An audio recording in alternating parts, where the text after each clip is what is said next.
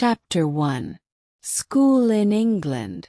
One cold winter day, a little girl and her father arrived in London. Sarah Crewe was 7 years old, and she had long black hair and green eyes. She sat in the cab next to her father and looked out of the window at the tall houses and the dark sky. "What are you thinking about, Sarah?" Mr. Crewe asked. "You are very quiet." He put his arm round his daughter. "What are you thinking about, Sarah?" Mr. Crewe asked. "I'm thinking about our house in India," said Sarah. "And the hot sun and the blue sky. I don't think I like England very much, father." "Yes, it's very different from India," her father said. "But you must go to school in London, and I must go back to India and work." "Yes, father, I know," said Sarah. "But I want to be with you. Please come to school with me. I can help you with your lessons." Mr. Crewe smiled, but he was not happy. He loved his little Sarah very much, and he did not want to be without her. Sarah's mother was dead, and Sarah was his only child. Father and daughter were very good friends. Soon they arrived at Miss Minchin's school for girls and went into the big house. Miss Minchin was a tall woman in a black dress. She looked at Sarah and then gave a very big smile. "What a beautiful child," she said to Mr. Crewe. Sarah stood quietly and watched Miss Minchin. "Why does she say that?"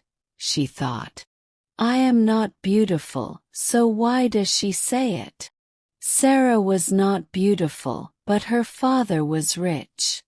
And Miss Minchin liked girls with rich fathers, because it was good for the school, and good for Miss Minchin too. "Sarah is a good girl," Mr. Crewe said to Miss Minchin. "Her mother was French, so she speaks French well, she loves books and she reads all the time. But she must play with the other girls and make new friends too." Miss Minchin was a tall woman in a black dress. "Of course," said Miss Minchin. She smiled again. "Sarah is going to be very happy here, Mr. Crewe." Mr. Crewe stayed in London for a week. He and Sarah went to the shops, and he bought many beautiful, expensive dresses for his daughter. He bought books and flowers for her room, and a big doll with beautiful dresses too. Miss Minchin smiled, but she said to her sister Amelia, "All that money on dresses for a child of 7. She looks like a little princess, not a schoolgirl."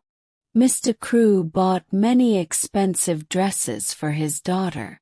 When Mr. Crewe left London, he was very sad. Sarah was very sad too, but she did not cry. She sat in her room and thought about her father on the ship back to India. "Father wants me to be happy," she said to her new doll. "I love him very much and I want to be a good daughter, so I must be happy." It was a very big and very beautiful doll, but of course it could not answer. Sarah soon made new friends in the school. Some little rich girls are not very nice children. They think they are important because they have money and lots of expensive things. But Sarah was different. She liked beautiful dresses and dolls, but she was more interested in people and books and telling stories. The stories were all about kings and queens and princesses. She was very good at telling stories. She was a C1 ever child, and the other girls loved to listen to her. The stories were all about kings and queens and princesses and wonderful countries across the sea. "How do you think of all those things?" asked her best friend, Ermengarde. I have all these pictures in my head, said Sarah. So it's easy to tell stories about them. Poor Ermengarde was not 11. She could never remember any of her school lessons, and Miss Minchin was always angry with her. Sarah often helped Ermengarde with her lessons. Listen, Ermi, she said. You remember that French king Louis XVI? Well, this is a story about him. One day in 1792. And so Ermengarde learned her lessons through Sarah's stories, and she loved her friend very much. But not everybody was Sarah's friend. Lavinia was an older girl. Before Sarah came, Lavinia was the richest and the most important girl in the school. But Sarah's father was richer than Lavinia's father. So now Sarah was more important than Lavinia. And Lavinia did not like that. Oh, Sarah is so clever, Lavinia often said. Sarah is so good at French. Her dresses are so beautiful, and she can sing so well. And she is so rich. Of course, Miss Minchin likes her best. Sarah did not answer when Lavinia said these things. Sometimes it was not easy, but Sarah was a kind, friendly girl, and she did not like to be angry with anyone. Now Sarah was important, and Lavinia did not like that. Chapter 2. The Diamond Mines. And so 3 years went by. Sarah's father wrote to her often, and Sarah wrote loving little letters back to him. One day a very exciting letter arrived. Everybody in the school talked about it for days. My friend, wrote Mr. Crewe, has some mines in northern India, and a month ago his workers found diamonds there. There are thousands of diamonds in these mines. These mines, but it is expensive work to get them out. My friend needs my help. So little Mrs., this was Mr. Crewe's special name for Sarah, I am putting all my money into my friend's diamond mines, and one day you and I are going to be very rich. There are thousands of diamonds in these mines. Sarah was not interested in money, but a story about diamond mines in India was exciting. Nearly everybody was very pleased for Sarah, but not Lavinia, of course. "Ha," she said. "My mother has a diamond. Lots of people have diamonds. What's so interesting about diamond mines?" "But there are thousands of diamonds in these mines," said Ermengarde. "Perhaps millions of them." Lavinia laughed. "Is Sarah going to wear diamonds in her hair at breakfast, then? Or is it Princess Sarah now?" Sarah's face went red. She looked at Lavinia angrily but said quietly, "Some people call me Princess. I know that. But princesses don't get angry or say unkind things, so I'm not going to say anything to you, Lavinia." "To me, you are a princess," Ermengarde said to Sarah later. "And you always look like a princess, in your beautiful dresses." Sarah was a princess to another girl, too. This was Becky. She was a servant in Miss Minchin's school, and she was only 14 years old, but she worked all day and sometimes half the night. She carried things upstairs and downstairs, she cleaned the floors, she made the fires, and she was always tired and hungry and dirty. She and Sarah had very different lives. Becky cleaned the floors, made the fires. But one day Sarah came into her bedroom, and there was Becky, sleeping in a chair. "Oh, you poor thing," Sarah said. Then Becky opened her eyes and saw Sarah. She got up at once. "Oh, miss," she said. "I'm very sorry, miss. I just sat down for a minute and dash." "Don't be afraid," said Sarah. She gave Becky a friendly smile. "You were tired. That's all." There was Becky, sleeping in a chair. Are you going to tell Miss Minchin?" asked Becky. She began to move to the door. "Of course not," said Sarah. "Please don't run away. Sit down again for a minute. You look so tired." "Oh, miss, one can't," Becky said. "You're very kind, miss, but Miss Minchin dash." "Please," said Sarah. She took Becky's hand. "You're only a little girl like me. Let's be friends." And so, Becky sat down again, and soon she and Sarah were friends. Nobody knew about this, of course. Rich little girls at Miss Minchin's school did not make friends with servant girls. And it was a wonderful thing for Becky. Nearly every day she and Sarah met in Sarah's bedroom, just for 5 or 10 minutes. Becky was always hungry, and Sarah often bought nice things for her to eat. They sat and talked, and sometimes Sarah told Becky some of her stories. Becky loved that. "Oh, miss," she said, "you tell them so beautifully. Sometimes I like your stories better than things to eat." And after those visits to Sarah's room, Becky always felt better. Not so tired and not so hungry. Some months later Sarah had her 11th birthday. Lessons stopped for the afternoon and there was a big party for all the girls in the school. Everybody at Sarah's party was very happy. "This party is expensive for us," Miss Minchin said to her sister Amelia. "But it looks good for the school." That afternoon there was a visitor to the school, Miss Minchin's lawyer. He went with Miss Minchin into her office, and they closed the door. In the schoolroom next door there was a lot of noise from Sarah's party. Everybody in there was very happy.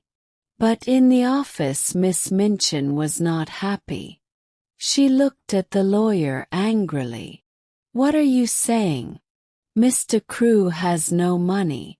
What about the diamond mines?" "There are no diamond mines," said the lawyer. "Well, there are mines, but there are no diamonds in them." "But Mr. Crewe's good friend," began Miss Minchin. "Mr. Crewe's good friend," said the lawyer, "ran away with all Mr. Crewe's money. Ralph Crewe was ill with a fever, and when he heard about this, he got worse. A week later he was dead." "Dead!" cried Miss Minchin. "But what about his daughter Sarah? And this expensive birthday party?" "Sarah Crewe has no money," said the lawyer. "Not a penny in the world, Miss Minchin. Not a penny." "She must leave my school at once," Miss Minchin said angrily. "She must go this afternoon." "Where?" said the lawyer. "Out into the streets. An 11-year-old girl. That's not going to look very good for your school, Miss Minchin." Miss Minchin's face went red. "You can't put her out in the streets," said the lawyer. He stood up. "But perhaps she can work for you." The lawyer left, and Miss Minchin called her sister Amelia. "Bring Sarah Crewe here at once," she said. 2 minutes later Sarah, in her beautiful blue party dress, stood in front of Miss Minchin. "Have you a black dress, Sarah?" Miss Minchin said coldly. "Yes, Miss Minchin," said Sarah. "But it's very small." "She must leave my school at once," Miss Minchin said. Go and put it on at once, said Miss Minchin. Your father is dead. There were no diamond mines, and your father's friend ran away with all his money. You have nothing, not a penny. But I am going to be very kind to you. You can stay in my house, but now you must be a servant and work for your bread. You can sleep in a servant's room upstairs, next to Becky's room. Chapter 3. The New Servant Girl. That evening, in the little attic room, Sarah sat on the bed in her old black dress. She did not cry, but her face was white and she did not move or speak for hours. Late at night the door opened quietly, and Becky looked in. Her eyes were red from crying. "Oh, miss," she said. "All the servants are talking about it. I'm so sorry. So sorry." She looked at Sarah's white face and began to cry again. Then she ran to Sarah and took her hand. At last Sarah moved. Slowly, she turned her head and looked at Becky. "Oh, Becky," she said. And that was all. Becky ran to Sarah and took her hand.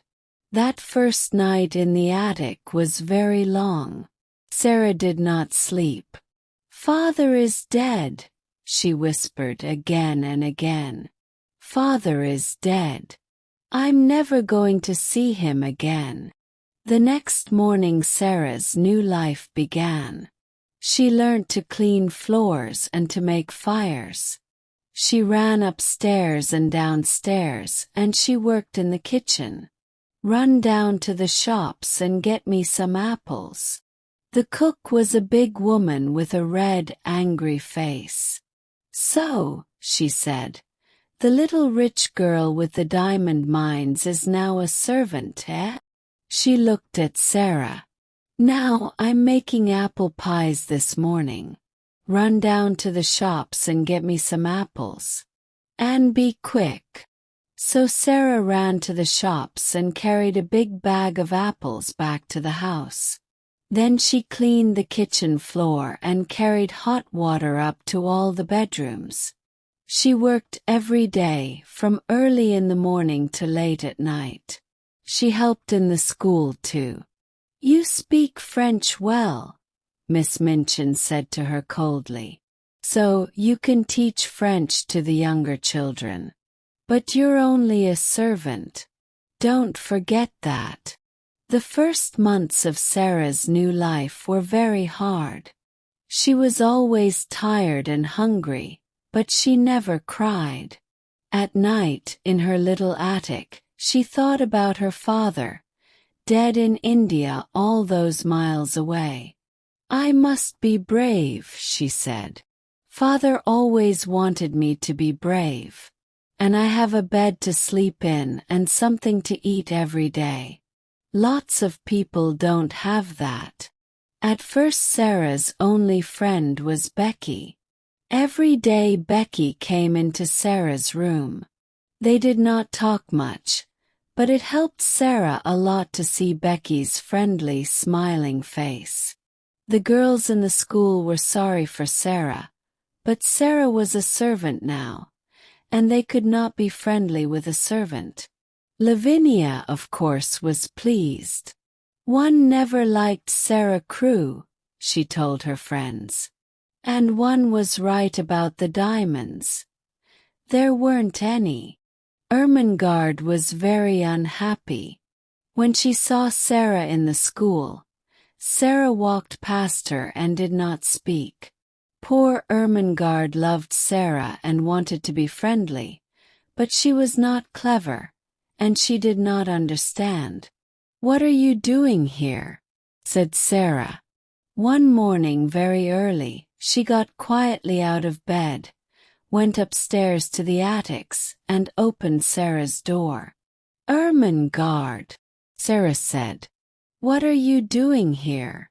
Ermengarde began to cry. "Oh, Sarah, please tell me. What is the matter?" Why don't you like me now? I do like you, Sarah said. Course I do. But, you see, everything is different now. Miss Minchin does not want to talk to the girls. Most of them don't want to talk to me. And I thought perhaps you didn't want to. But I'm your friend, cried Ermengarde. I'm always going to be your friend. And nobody can stop me. Sarah took Ermengarde's hands. She suddenly felt very happy. Perhaps she cried a little too. Who can say? There was only one chair, so the two friends sat on the bed. Ermengarde looked round the attic. Oh, Sarah, how can you live in this room? It's so cold and dirty. Watch, Sarah said. It's not so bad, said Sarah. And I've got lots of friends. There's Becky in the next room and, come and see.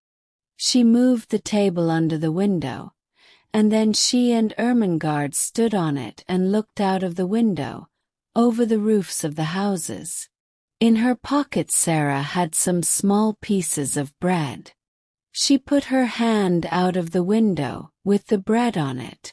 Watch, she said. After a minute a little brown bird flew down to Sarah's hand and began to eat the bread. Then a second bird came, and a third and a fourth. Oh, Sarah, how wonderful, said Ermengarde. They know I'm their friend, said Sarah. So they're not afraid. Sometimes they come into the room, too. Ermengarde looked across the roof to the next attic window. Who lives in that house? She asked. Nobody, said Sarah sadly. So I never see anybody at that window, and I can only talk to the birds. But one night, 2 or 3 weeks later, Becky came into Sarah's room. She was very excited. Oh, miss, she said. An Indian gentleman is moving into the house next door. Well, he's English, but he lived in India for years and years. And now he's going to live next door. He's very rich, and he's ill. Something bad happened to him, but I don't know what. Sarah laughed. How do you know all this? She said. Well, miss, you know the Carmichael family across the street? Becky said. I'm friendly with their kitchen girl, and she told me. Mr. Carmichael is the Indian gentleman's lawyer, so they know all about him. Chapter 4. Ram Dass and the Monkey. Every morning when Sarah gave the birds their bread, she looked across to the attic window next door. But nobody opened it. Nobody called out, "Good morning," across the roof or gave Sarah a friendly smile. Perhaps the Indian gentleman's servants all sleep downstairs, she thought sadly. Her life was very lonely now. She saw Becky every day, of course, but they did not have much time for talking. The cook and the other servants were not friendly. Sometimes at night, Ermengarde came up to Sarah's room, but it was not easy for her to come often. Then one evening, Sarah was in her attic when she heard a noise on the roof. She looked up, and there at the open window was a small monkey. "Oh, you dear little thing," cried Sarah. At once, the monkey jumped down and began to run round the room. Sarah laughed. She got up on the table and looked out of her window, and at the next window she saw a face. The smiling face of an Indian Lascar. "Ram Dass tankt Sarah again." "Oh," cried Sarah. "Have you got a monkey?" "He's in my room." The Lascar's name was Ram Dass, and yes, it was his monkey. He gave Sarah a big smile. "I'm so sorry," he said. "Can I come and get him?" "Oh yes, please," said Sarah. "I think he's afraid of me. And he runs so fast. But can you get across the roof?" Yes, Ram Dass could. and a minute later he was in Sarah's room. Soon the monkey jumped into his arms, and Ram Dass thanked Sarah again and again. Then he went away across the roof, back into the house next door. Sarah went to the shops 5 or 6 times a day, and when she walked past the house next door, she often thought about the Indian gentleman. She felt sorry for him. He had no wife or family, and the doctor visited the house every day. Mr. Carmichael the lawyer often visited, too, and sometimes the Carmichael children went with him. Sarah was pleased about that. It's nice to see friendly faces when you are ill, she thought. The Indian gentleman thought that too. He liked children very much, but he was a very unhappy man. Mr. Carmichael was his friend and he talked to him a lot. But they talked about only one thing. "I must find the child," said the Indian gentleman. His name was Mr. Carrisford. "I must find her and take care of her. But where is she?" Here 1 a.m. with all this money from the diamond mines.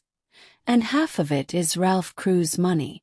"Oh, Carmichael, why did I leave my friend and run away when things looked bad?" "Why, you ran away because you were ill with a fever," said Mr. Carmichael. "It nearly killed you, remember?" "And it did kill poor Ralph," said Mr. Carrisford. "He put all his money into the mines because I was his friend. But at first we didn't find any diamonds, and all Ralph's money was gone. I was afraid to tell him, so I ran away. And later, when we did find diamonds, Ralph was dead." He laughed angrily. "What a brave friend I was. I must find the child and take care of her." "It's not easy to be brave," Mr. Carmichael said quietly, "when you're ill with a fever." Mr. Carrisford looked into the fire. "Ram Dass tells me," he said, "about a little servant girl next door."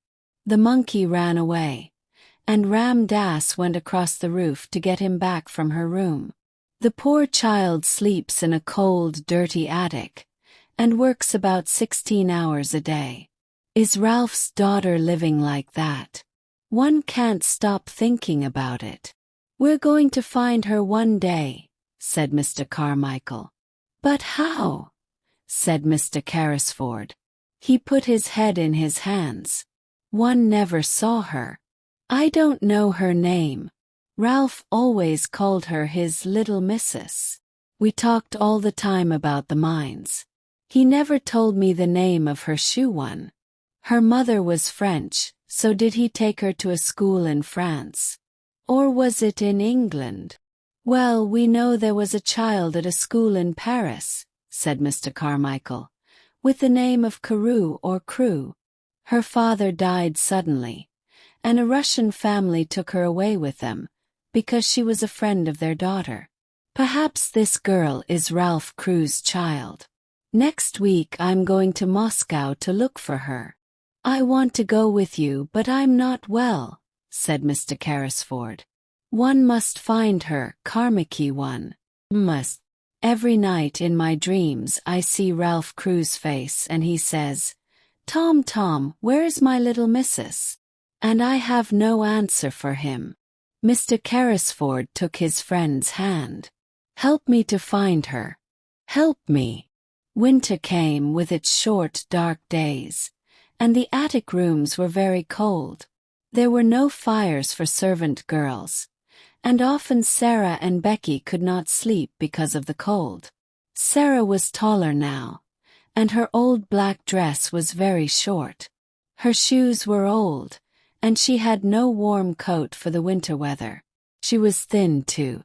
She did not get very much to eat, and she was always hungry. She carried big baskets of shopping through the rain and the snow. One day she found a 6pence in the snow, and she bought some hot new bread with it. Then she saw a child by the door of the shop. The child had no shoes and no coat, and her thin face was blue with cold. "She is hungrier than I am," thought Sarah. and she gave her hot new bread to the child. When she got back to the school, Miss Minchin was angry. "Cook is waiting for you, Sarah. Why are you late?" "She is hungrier than I am," thought Sarah. "I can't walk quickly through the snow," said Sarah. "My shoes are old, Miss Minchin, and my feet get very cold." Miss Minchin did not like to hear this. "Don't speak to me like that," she said. "1 a.m. kind to you, I'm giving you a home, but you never say, 'Thank you' to me." Sarah looked at her. "You are not kind," she said quietly. "And this is not a home. Go to your room at once," said Miss Minchin. "Oh, here's Princess Sarah," Lavinia said. On the stairs Sarah met Lavinia. Lavinia looked at her and gave a little laugh. "Oh, here's Princess Sarah," she said, "in her old dress and her dirty shoes." In the attic, Sarah sat down on the chair by her table. "I must be brave," she whispered. "A princess is always brave, so one must be too. But it's not easy." She put her head down on her arms.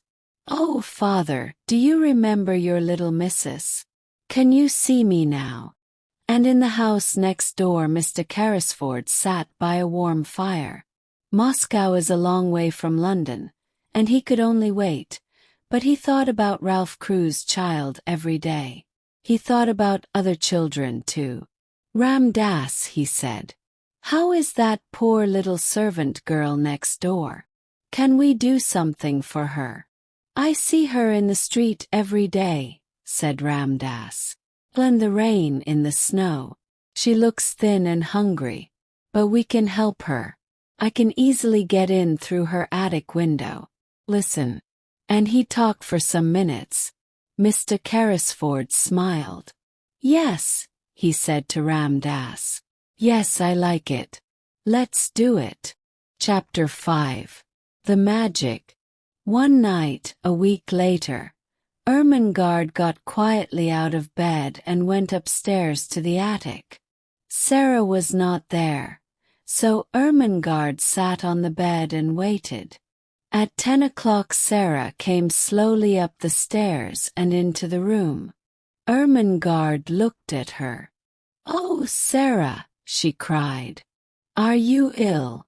Your face is white, and you look so tired." "It was a hard day, Ermi," said Sarah. She sat down. Miss Minchin was angry with Cook. Then Cook was angry with us. Becky and I had no dinner and no tea. "Does that happen often?" said Ermengarde unhappily. "You never told me. Are you hungry now?" Sarah looked at her. "Yes," she whispered. "Yes, I am. Elle would like to eat that table. Elle would like to eat you." Ermengarde jumped up. "Sarah," she cried. "I had a box of things from home today. There is a big cake in it. I am going to get it, now. You and Becky can eat it all." Soon Ermengarde was back. The three girls sat on Sarah's bed, and there were some happy smiles when Ermengarde opened her box and took out the cake. "Oh, miss, look at that," said Becky. "You are kind, Ermi," said Sarah. She laughed. "It's magic, you know. When things are very bad, something nice always happens. Here we are, having a party." Ermengarde gave Sarah and Becky some cake, and they began to eat. Suddenly they stopped. There was a noise of feet on the stairs. They listened. "Oh no," whispered Becky. It's Miss Minchin." "Yes," said Sarah. Her face was white again. Then the door opened and Miss Minchin came in. "So Lavinia was right," she said angrily. "Tea with Princess Sarah. Becky, get back to your attic at once. tea with Princess Sarah, Miss Minchin said angrily. Oh, please, Miss Minchin, cried Ermengarde. It was my cake from home. We're only having a party. Go back to your room, Ermengarde, Miss Minchin said coldly, and take these things with you. And tomorrow, she looked at Sarah, there's no breakfast, no dinner, and no tea for you. Remember that. Soon the attics were quiet again. Tired and hungry, the two servant girls went to sleep. But after an hour or two Sarah opened her eyes. Was it a noise from the window, perhaps? Something is different, Sarah whispered. What is it? She sat up in bed and looked round the room. She looked again and again, and her eyes were very big. The room was different, very different. There was a wonderful hot fire. There were new, warm blankets on her bed, and beautiful pictures on the walls. Sarah slowly got out of bed. Is this a dream? She said. Where did all these things come from? She put out her hand to the fire. No, it's not a dream. The fire is hot. I can feel it. No. Look at the table. There was a red cloth on the table and cups and plates. There was hot tea and wonderful things to eat. Hot meat pies and sandwiches and cake, oranges and apples. Sarah ran to Becky's room. Becky, she whispered. Come quickly. The magic is here again. Come and look. When Becky saw the room, she could not speak at first. Then she said, Oh, miss, what is it? How did all these things get here? On the table there were wonderful things to eat. I don't know, said Sarah. It's magic. First I thought it was a dream, but it is not. Look, these pies are hot. Let's eat them. Hot meat pies aren't a dream. They sat down by the fire and ate and drank. Oh, those pies were good, miss, Becky said. And the tea and the cake. I don't understand magic, but I like it. Sarah looked round the room. Oh, Becky, look. There are some books, too. I didn't see them before. She ran to look at them and opened the top book. There's some writing here. Listen. It says, To the little girl in the attic. From a friend. Oh, Becky. Sarah closed the book and looked up. I have a friend, Becky, she said slowly. Someone is my friend. The next morning Becky met Sarah in the kitchen. Oh, miss, she whispered. Was the magic there this morning? Or did it go away in the night? No, it's still there, Sarah whispered back. I ate some cold meat pie for breakfast. And the fire was still warm. Becky laughed happily. Oh my! Oh my! She said. Miss Minchin could not understand it. When Sarah came into the schoolroom, she looked happy and well. Miss Minchin wanted to see a white, unhappy face, and eyes red from crying. How can that child smile? She thought angrily. But of course she did not know about the magic. And the magic did not go away. Every evening when Sarah went up to bed, she found new things in the attic. There were more warm blankets, for her and for Becky. There were pictures on the walls. There were books, new shoes, and a winter coat. And best of all, there was always a fire, and a wonderful hot dinner on the table. Was the magic there this morning? Becky whispered. But where does it all come from? Becky said one night when they sat by the fire. "Who does it, miss?" "A friend does it," Sarah said. "A kind, wonderful friend. But he doesn't want us to know his name." They began to look at one of the new books, and then Becky looked up. "Oh, miss," she whispered. "There's something at the window." "What is it?" Sarah got up to look. "It's the monkey," she said. "The monkey from next door."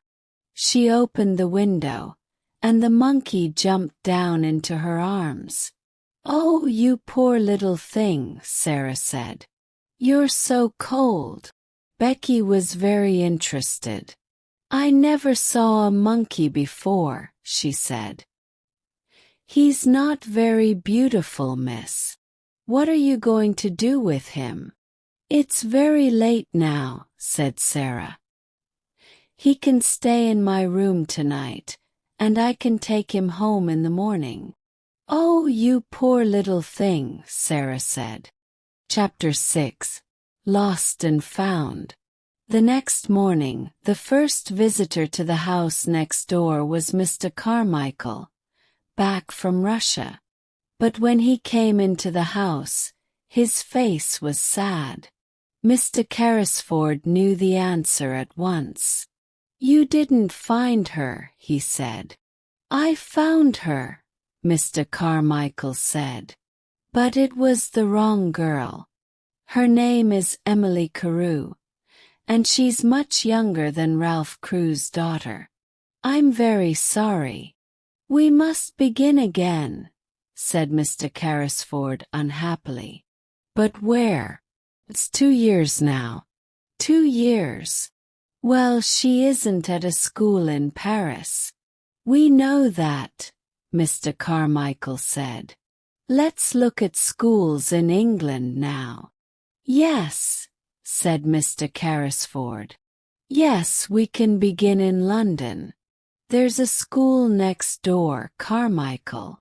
Perhaps it was the magic again, but at that moment Ram Dass came quietly into the room. "The little servant girl from the attic is here," he said to Mr. Carrisford. "With the monkey. He ran away again last night to her room. Would you like to see her?" "Yes," said Mr. Carrisford. "Yes, I would. Bring her in." And so Sarah came into the room and stood in front of the Indian gentleman. She smiled at him. "Your monkey came to my room last night," she said, "and I took him in because it was so cold." Mr. Carrisford watched her face with interest. "That was kind of you," he said. Sarah looked at Ram Dass by the door. "Shall I give him to the Lascar?" she asked. "I was born in India," Sarah said. "How do you know he is a Lascar?" said Mr. Carrisford. "Oh, I know Lascars," Sarah said. "I was born in India." Mr. Carrisford sat up suddenly. "In India," he said. "But you're a servant at the school next door." "Yes, I am now," said Sarah. "But I wasn't at first." The Indian gentleman looked at Mr. Carmichael, and then Mr. Carmichael looked at Sarah. "What do you mean by at first, child?" he asked. "When father first took me to the school." "Where is your father?" said Mr. Carmichael. "He died," said Sarah very quietly. "His friend ran away with all his money, and there was no money for me. There was nobody to take care of me. So Miss Minchin put me in the attic and said I must work for my bread." The Indian gentleman moved in his chair. What was your father's name?" he said. "Tell me." Sarah looked at him sadly. "Ralph Crew," she said. "He died in India from a fever 2 years ago." Mr. Carrisford's face went very white. "Carmichael," he whispered. "It is the child, the child." That was an exciting day for many people. At first poor Sarah did not understand. But Mr. Carmichael talked to her quietly and told her everything. The true story about her father's friend and the diamond mines, and the 2 hours of looking for Ralph Crewe's daughter.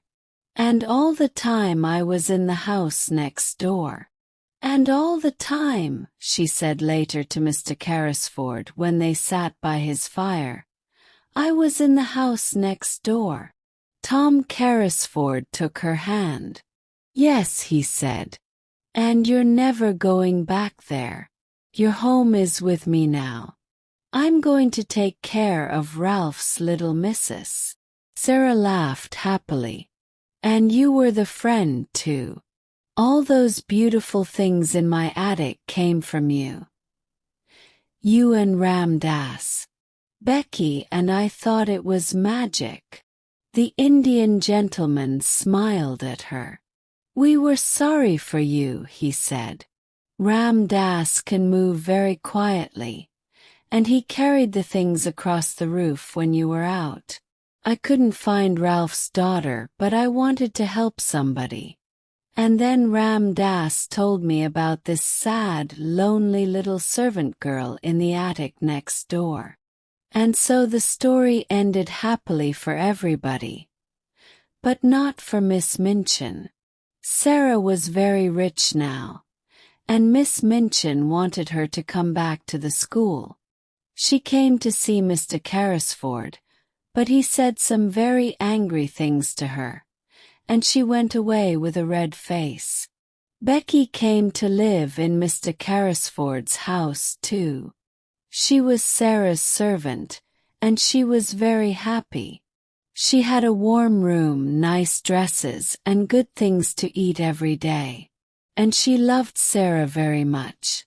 Ermengarde often came to visit Sarah, and Sarah helped her with her school lessons again. Ermengarde was not clever, but she was a true friend.